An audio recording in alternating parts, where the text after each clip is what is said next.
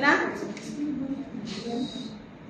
Okay, mabuhay everyone. This is Jane Guzman, your insurance agent from Dallas Dead Life Insurances. With us, you're sure. Okay. Today, I am going to cater all of your questions regarding to what kind of life insurances are you going to get in the future. But before that, let me explain to you what is life insurance. Okay, life insurance is a type of insurance that compensates the beneficiaries upon the death of the policyholder. So for example, if you are the policyholder, your beneficiaries can be one of your family members or your whole family themselves. Okay, our company will guarantee a payout for the beneficiaries in exchange of premiums. So these premiums, ito ay mo ninyong bayaran kada bulan kaning premium. Okay, this compensation is called death benefits. Okay, these are the following common risk categories of getting life insurances. First, the preferred class. Second, the preferred. Third, standard class, standard, the substandard, and smokers. Okay, preferred class. Everyone read. The policyholder is in excellent health with normal weight, no history of smoking, chronic illnesses, or family history of any life-threatening disease. Okay, so yung naman tayo, ang preferred class, ang policyholder aning nga category is wala siya sakit. So meaning, ang imong bayaran na ni kada bulan is gamay lang. So hindi siya mixing sa taas. Second is preferred class. Okay, the policyholder is in excellent health but may have minor issues on cholesterol or blood pressure but under control. So ang policyholder niya category is makontrol lang na siya mga conditions nga sa iyang health pero kaya lang kontrolon sa pwede siya magtumar og mga vitamins, mahinana. So dili ra magdugay ang iyang conditions sa lawas. So remember nga samtang nagkataas ang ato ang categories, nagkataas po ang inyong premium nga bayaran kada bulan. Third one is the standard plus. Okay, everyone read. The policyholder Again. Good health has some factors like high blood pressure or being overweight and Okay, unlike sa preferred, ang standard plus is, ang iyang condition is dili na pareha sa preferred na makontrol pa niya. So need na og mga syempre maintain na ganyan yung mga supplements, mga maintenance. Okay, sa standard, please read. most policyholders belong to this category as they are needing to be healthy and have a normal life expectancy also. They may have a family history of life-threatening diseases or a few minor health issues. Okay, sa standard plus, ang policyholder, unlike sa standard plus, na wala pa yung history of chronic mga disease, there is a standard na siya yung mga history. Like, example sa mga history of disease ka makuha sa inyong diabetes. Okay na, kabilong na siya sa standard. Well, sa substandard, okay, everyone read.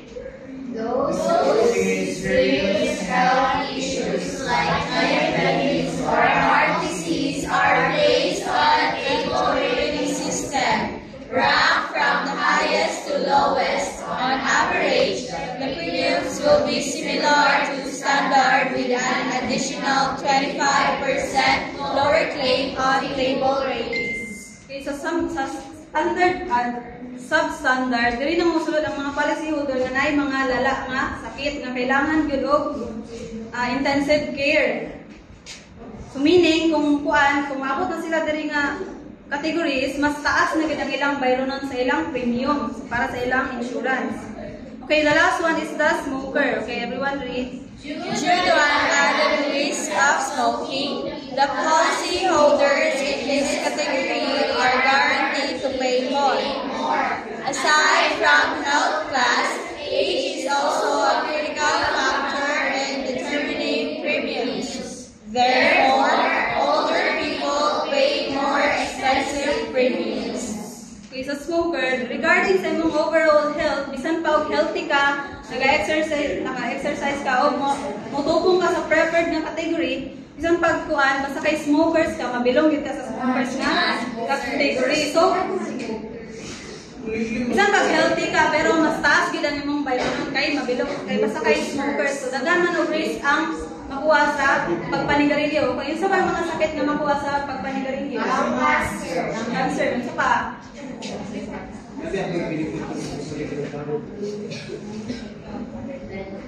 Okay, so let's move on to the benefits of life insurance. Okay, number 1, it pays for medical and funeral costs. Okay, so sa mga, for example, kapag magsakit ka, okay, kung wala kayo kabayad, ang life insurance ang cover anak tanan. So, pag mamatay po ka, o pinakalit, so ang mabayad sa imong sa imong mortgage, sa imong mga bayronon nga nabilin sa hospital, sa imong haya is ang life insurance po anak tanan. So, mga benefits po sa life insurance. Second is for financial support. For example, ikaw ang breadwinner sa inyong family. And then, na-aksidente kag kalit or nawala kag kalit sa kalibutan. Ang insurance po ang sagot anak tanan. Basta kayo insured ka. So, depende po na sa type sa insurance kayo mong ikuha. And then, third, for funding various financial goals. For example, na kayo plano mag-masters puhon sa imong college, na kailangan magiging mo funds. For example, na ako kayo plano mag-negosyo. Okay, kailangan mo fund. So, imong insurance po ang musagot anak tanan. And then, acts as a retirement secured conform. So, for example, kung retire ka, insured na kadaan nga dili ka magkalisod kung tigulang na ka. Yes. And then, the last one is it covers costs incurred from taxes and debts. So, na kayo mga utang, may mga taxes nga unpaid. So, imo pong insurance ang kuha na. So, dapat, i-insure gid ninyo nga makuha mo og insurance buhon. Kaya para, kung magtinapol ka, paningalitan mo, tigulang na ka, magtinapol ka, o pila ka magtinapol kay insured naman kadaan. So, naman kay, may musagot sa imong paginabuhi. And these are, kay our company offers 4 types of insurance. First one is term insurance, endowment insurance, whole life insurance, and variable universal life insurances. Okay, excuse me for a while because I think that I have customers here in our company.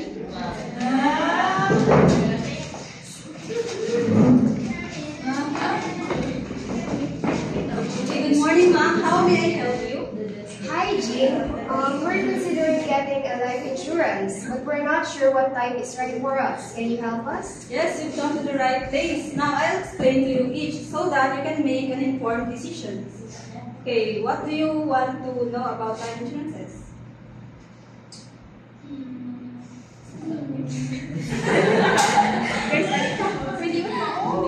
Okay, if you want to know how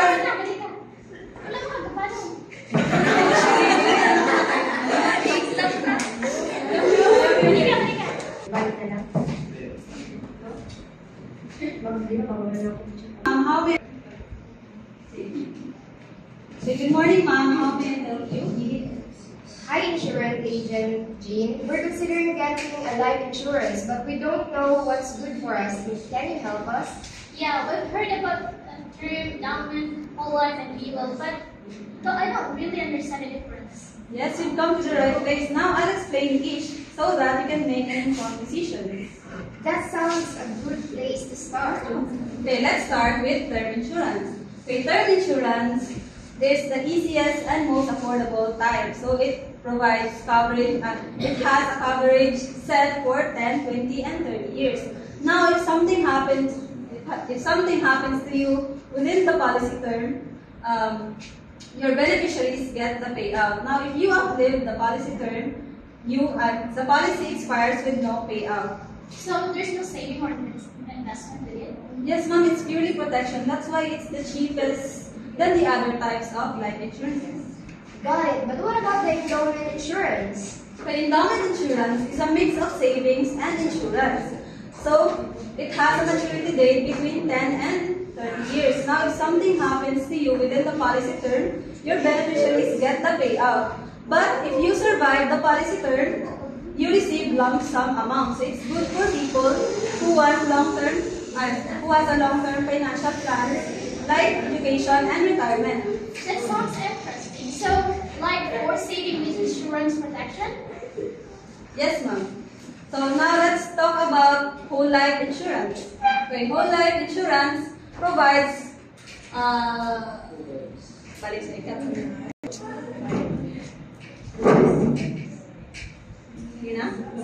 Okay, now let's talk about whole life insurance. Okay, whole life insurance provides lifelong coverage. Okay, and the policy builds cash value that can grow over time. So it's more unlike term insurance, it doesn't expire as long as you keep paying the premium. So if I get a whole life insurance, my family will receive a payout no matter when I pass away? Yes, ma'am, exactly. Because whole life insurance accumulates cash value that you can withdraw or borrow in the future. So it's more expensive than term insurance, but it provides permanent protection and savings. Yeah, that sounds like a long-term commitment. How about variable universal life insurance? Okay, variable universal life insurance is similar to whole life insurance, but with an investment component. So part of your premiums goes to investment funds like stocks or bonds. And cash value growth depends on the market performance of your investment. So you're saying that there's a potential for higher returns but also some risk? Yes, ma'am, because unlike the traditional whole life insurance, BOL's cash value growth depends on the market performance of your investment. But also, it's good for people who want investment and insurance in one. That's really helpful, Jean. So I think I need to assess my financial goals before I'm deciding. Okay, yes, ma'am. Let me know if you have any questions regarding on the life insurance that you want to get. But the best decisions depend on your budget, your goals, and your risk tolerance. So if you want if you need protection for a coverage set, term insurance is for you. Now, if you want guaranteed savings, endowment insurance is good for you. Now, if you want whole life, lifelong security, whole life insurance is for you. If you want investment insurance in one, BUL is the best choice. Thank you, Jean. This makes everything so much clearer. We will think about it and get back to you. Thank you, ma'am, for coming. Yeah.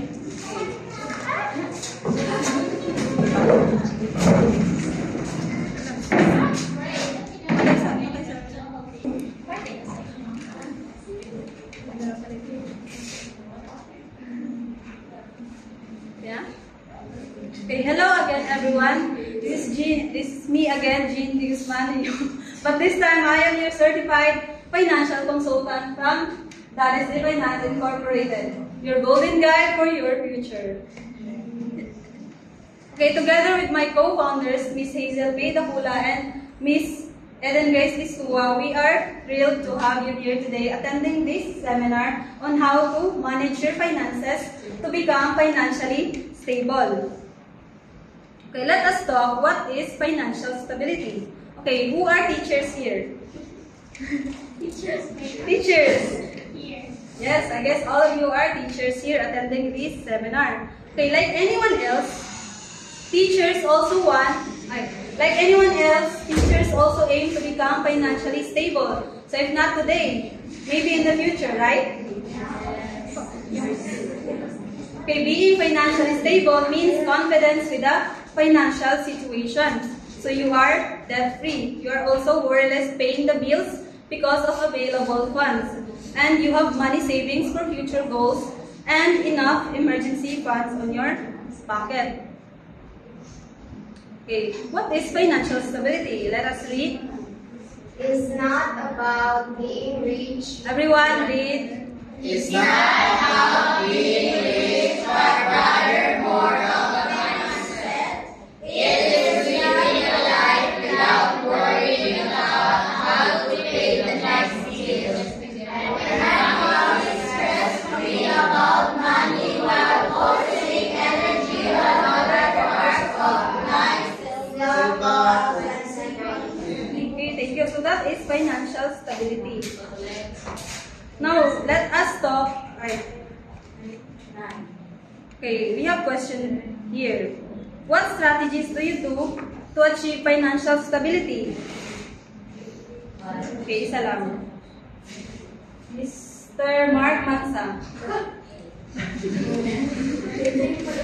So, of course, to achieve financial stability, so we need to balance our sample. For example, if kung sa atong igasto, so atong cost o ang atong savings. So, spend what you can. Okay, thank you, Mr. Mansa. Your answer is right. Okay, let's talk about the 10 strategies in reaching financial stability. The first one is make savings automatical. So you have to make your savings on top priority. For example, sweldo na nimo. So di ba kuan na automatic deduction sa imong sweldo, madidak na siya padulong sa imong savings, sa imong mga kuan. So, na siya. Number 2 is control your impulsive spending. So you need to control your impulsive spending on eating out, shopping, and other online purchases that may ruin your finances and budget. Third, evaluate your expenses and live frugally. Okay, you need to analyze how you spend your money, see what you can reduce, determine those expenses that are necessary, and eliminate those unnecessary. Okay, the fourth one is invest in your future. Okay, start preparing and investing in your future while you're still young in your career fields. Also, manday mo mag-ipon-ipon kung naana mo yung trabaho kung mga po na mo? Mga po na mo or dili? Isod na mo, dito pa mo magsugod o ipon kung ano yung mga apo. Kaya ang inyong ipon, padulungan sa inyong mga apo. Okay, keep your family secure. Okay, save for emergency funds so that you will have something to spend if anything happens with the family emergency. So, namoy makuot kung magkabuang-buang na mo, napol, na emergency sa inyong pamilya. Dahil magkabuang-buang kung wasa mo mamulang. So, dapat karon mag-save na mo daan. Okay, eliminate and avoid debt. Okay, you need to eliminate your credit cards, your personal loans, and other debt forms as it will not work on you but even pull you down and make you drawn with obligations that may resort to surrendering your properties, your jewelries, and investment as payment. The next one is use the envelope system. Kay envelope system, mo ni siya itong kada sweldo bitaw ninyo, maglain mo tulo ka envelope sa inyong mga gastuson. Kasama, lahi sa kurente, lahi sa tubig, lahi sa grocery. So, sa envelope system, in that way, makontrol nimo kung napabakay kwarta pag-abot sa panahon nga wala pa kayo sweldo. So, makontrol nimo ang kuwan sa inyong kwarta. So, dapat, kung mahurot ng pag-grocery, dili ka pwede mo buha atong imuhang pagbayad sa kurente. Para makontrol nimo ba ang imong savings or kwarta. Next is pay bills immediately. Okay, one good habit is to pay bills as soon as they come in. And also, try to make your bills paid with automatic deductions. For example, sa imong sweldo, kung na kay imuhang mga bayro nun, dapat i-try nimo nga automatic na makuha sa imong sweldo tutanan para bayad na dali sa imuhang mga bayro nun. Wala na kay una-unaon pag-abot sa panahon nga wala pa kay kita sa ipangbayad. Okay, number 9 is read about personal finances. Okay, the more you read about personal finances, the more you educate yourself, the more your finances will get better. Okay, look to grow your net worth. Okay, do anything you can to grow your net worth. So either by reducing your debt or increasing your incomes or increasing your savings. Okay, those are the strategies in reaching financial stability. Okay, we have again question here. Please answer. When can you say that you are financially stable?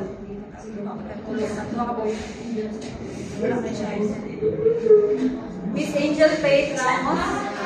Yes, lucky winner. That you are financially stable if mag-provide ninyo kayo ng mga needs of 5 ka na Kaya hindi mo kasuan ng mga Yes, your answer is right. And also, Miss Jezebel Amin. When you say that you are financially stable, I can say that I am financially stable if hindi pa na ako ma-worry sa akong mga sa akong mga bayaron nun, sa akong mga makaon, etc. Like, kaya na ako mag-provide ako pagkalit sa tanan-tanan ako mga gusto mga nilid, even if I didn't need, kaya na ako siya palikod. So that's why I say na I am financially stable. Yes, thank you. Signs of being financially stable. Okay, decent because maybe decent because we don't know if one of you or some of you or all of you or none of you is financially stable. Okay, let's just identify through these signs. Okay, according to Rose 2019, she presents some signs of financially stable person. Okay, everyone, read. You never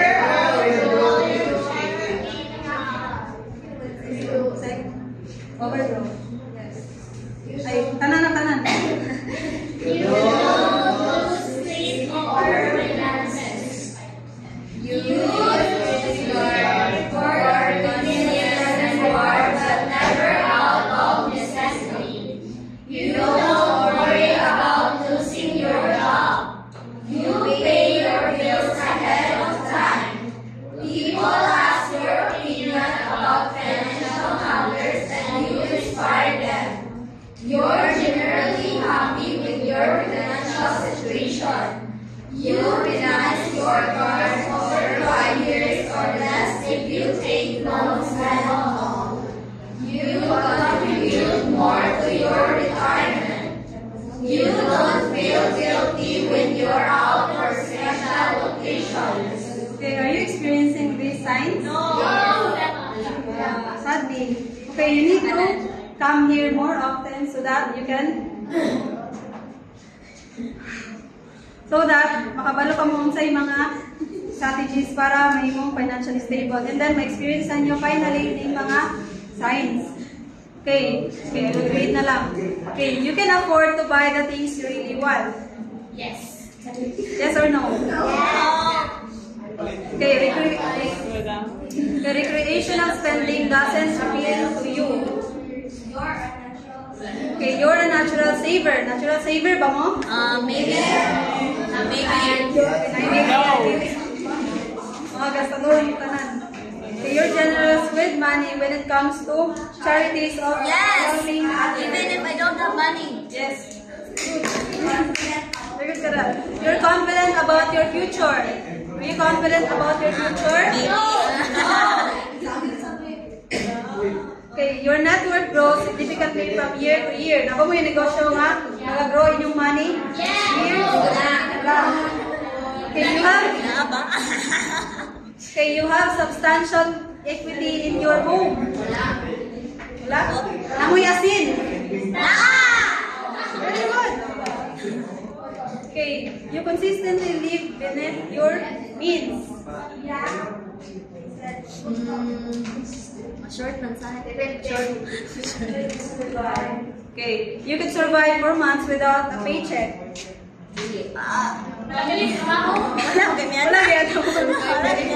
Okay, allowance, no?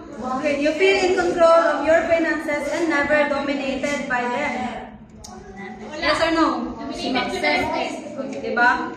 Okay. Okay, manat ka. Okay, that's also. Kabalo naman mo sa integration, diba? Hindi mo answer? Okay, how about curriculum? How about financial literacy? Since discuss naman namin. Okay, wala yung answer. And because of that, you have the chance to win the crown of the Miss Financial Literacy 2025. Okay, I'll pick 3 candidates to answer the question.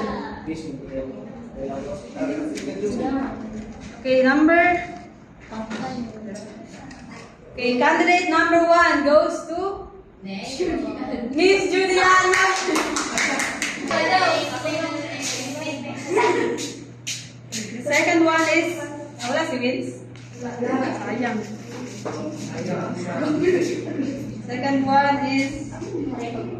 Miss Angel Laika Ingalia.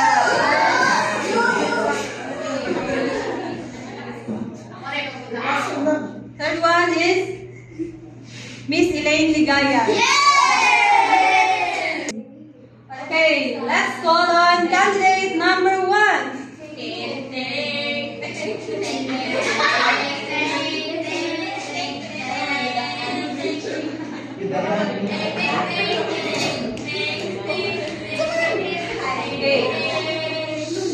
Patulad to si candidate number si Jen, kani kami si Jen.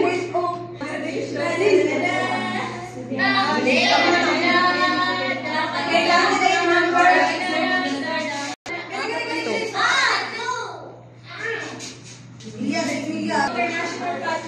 Sige na, pagdali ba? How will you integrate financial literacy in the curriculum? I believe I will integrate financial literacy in the curriculum by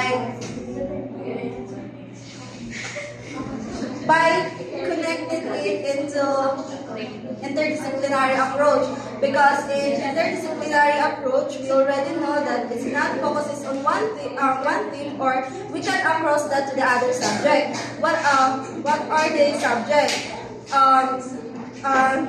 It is possible in math, economics, social studies, entrepreneurship, or even in the science. Pwede nato siya na ma-apply ang financial literacy in the curriculum. Thank you. Candidate number 1. Candidate number 2. Please transform your language. How will you integrate financial literacy in the curriculum? I will integrate financial literacy in the curriculum through basic money concept, like include mag-introduce ko sila o kanang bitang activity like na sila mag-include sila o kanang makasave sila o money, or magwato na ko sila o piggy bank like something na or magkuhan sila activity like Play Store, magpalit sila bitaw and then Thank you, candidate number 2. And now, the candidate number 3. Yay! How will you integrate financial literacy in the curriculum? Integrate the financial literacy is integrating the essential empowering the student, their financial skill, and pagluhan sila o